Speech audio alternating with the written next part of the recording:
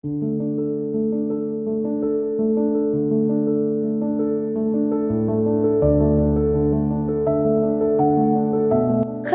ஸ்தோத்திரம். ஆகஸ்ட் 12.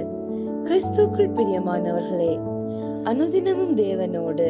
இன்றைய தலைப்பு, ஆரோக்கியமான உபதேசத்தின் சாட்சி.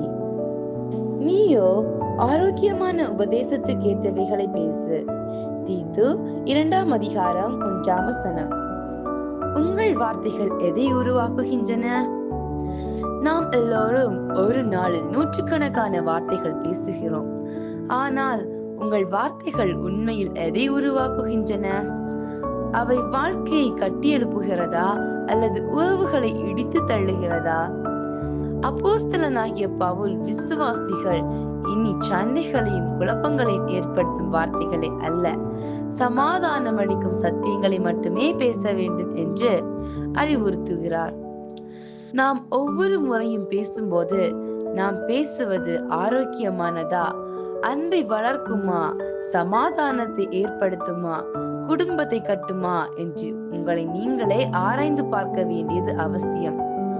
உங்களுடைய வார்த்தை பேசாவிட்டாலும் உங்கள் செயல்பாடு ஆரோக்கியமானதாக இருக்குமேயானால் அதுவே தேவனுடைய உபதேசத்தை உங்கள் வாழ்க்கையின் மூலம் அலங்கரிக்கும்.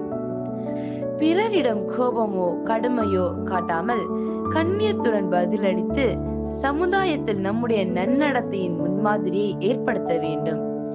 நம்முடைய ஆவிக்குரிய வாழ்க்கை ஆரோக்கியமாக இருக்கிறதா இல்லையா என்பதை நாம் பேசும் வார்த்தைகளே பிரதிபலிக்கின்றன. ஆரோக்கியமான உபதேசத்தை விருப்பத்துடன் உட்கொள்ளுங்கள். ஆரோக்கியமான உணவுகள் பொதுவாகவே அதிக சுவையாய் இருப்பதில்லை. அதுபோல ஆரோக்கியமான உபதேசங்கள் எல்லாம் நாம் விரும்பியபடி சுவையாக இருப்பதில்லை.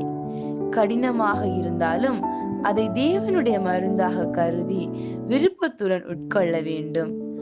ஆரோக்கியமற்ற உபதேசமானது நீங்கள் பாவம் செய்தாலும் கிருபை உங்களை கழுவும் என்று கூறும்போது அது இனிக்கும்.